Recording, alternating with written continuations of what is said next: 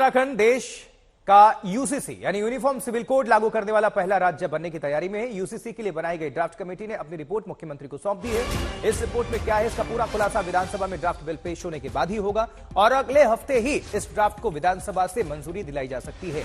Dhami cabinet की बैठक आज होने जा रही है। इस बैठक में समान नागरिक संहिता को मुख्य विषय के रूप में रखा जाएगा। तो कैबिनेट की बैठक में रखा जाएगा यूसीसी यानी यूनिफॉर्म सिविल कोड का ड्राफ्ट।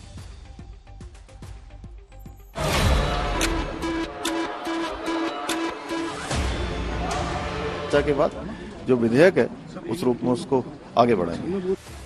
लोकसभा चुनाव से ठीक पहले उत्तराखंड सरकार ने प्रदेश में समान नागरिक संहिता लागू करने की तैयारी शुरू कर दी है। प्रदेश में यूसीसी के लिए बनाई गई कमेटी ने अपनी रिपोर्ट मुख्यमंत्री पुष्कर सिंह धामी को सौंप दी है।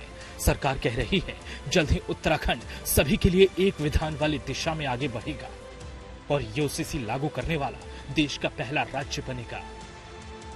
लंबे समय से हम सबको प्रतीक्षा थी कि ड्राफ्ट हमको मिले। कमेटी ने अपना काम किया, हमको आज ड्राफ्ट मिल गया है। हमने चुनाव से पूर्व उत्तराखंड की देवतुल्य जनता से ये वायदा किया था, संकल्प लिया था हमारे प्रधानमंत्री आदरणीय मोदी जी के मार्गदर्शन में, उनकी प्रेरणा से, कि हम नई सरकार के गठन होते ही समान नागरिक संहिता के लिए कानून बनाने का काम करेंगे। और आज हमको ड्राफ्ट मिल गया है, हम उस दिशा में आगे बढ़ेंगे। विधानसभा का सत्र आहूत है और इस ड्राफ्ट का परीक्षण करेंगे। इस ड्राफ्ट का परीक्षण करने के बाद जो भी जरूरी औपचारिकताएं हैं पूरा करके विधानसभा के सत्र में इस एक्ट को, इस ड्राफ्ट को रखेंगे और उस पर चर्चा करेंगे। चर्चा के बाद जो विधेयक है उस रूप में उसको आगे बढ़ाएंगे। समान नागरिक संहिता पर कानून बनाने के लिए तैयार की गई रिपोर्ट में क्या है, इसका खुलासा तब होगा जब इसे 6 फरवरी को विधानसभा के पटल पर पेश किया जाएगा।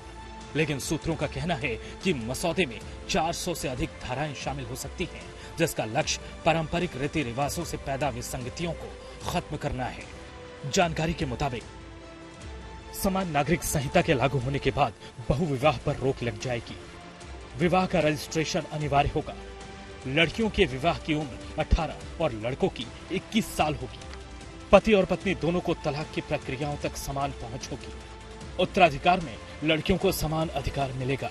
लिव इन रिलेशनशिप में डिक्लेरेशन आवश्यक होगा। अनुसूचित जनजाति के लोग इस परिधि से बाहर होंगे। आज का दिन उत्तराखंड के लिए एक ऐतिहासिक दिन है। आज उत्तराखंड में यूसीसी का ड्राफ्ट आ चुका है। उत्तराखंड की जनता, उत्तराखंड की सरकार, उत्तराखंड के मुख्यमंत्री को मैं धन्यवाद देता हूं। संविधान निर्माताओं का जो सपना था, एक भारत श्रेष्ठ भारत का, एक विधान सबके लिए एक समान, एक देश एक विधान, ये बाबा साहब अम्बेडकर, सरदार पटेल, श्यामा प्रसाद मुखर्जी सबका सपना था, वो आज उत्तराखंड में साकार होने जा रहा है।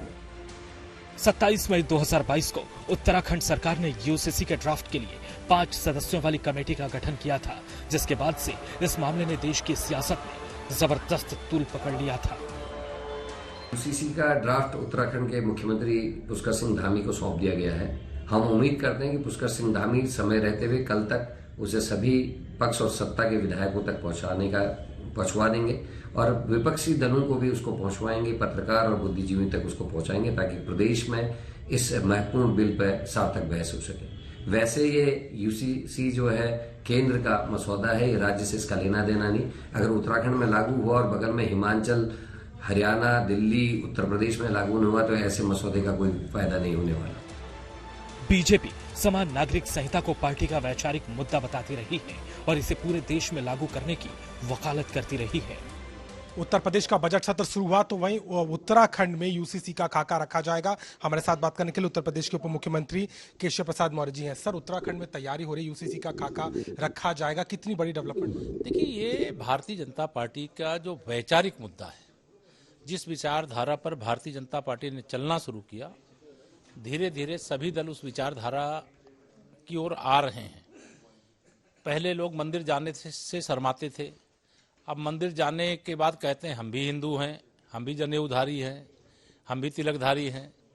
पहले लोग भारतीय जनता पार्टी धारा 370 हटाने की जब बात करती थी तो कहते थे कि धारा 370 तो हटे ही नहीं सकती, लेकिन धारा 370 स्वाहा हो गई। विरोधी कहते थे मंदिर वहीं बनाएंगे, लेकिन तारीख नहीं बताएंगे। भव्य मंदिर का निर्माण हो गया। हालांकि बीजेपी के तमाम दलीलों के बीच यूसीसी का मुद्दा सियासी और इसे लेकर लगातार विरोध के सुर उठते रहे हैं। यूनिफॉर्म सिविल कोड की बात अगर बीजेपी कर रही है तो मैं अमित शाह से पूछना चाह रहा हूं, ये हिंदू अनडिवाइडेड फैमिली के टैक्स रिबेट आप सबको दो।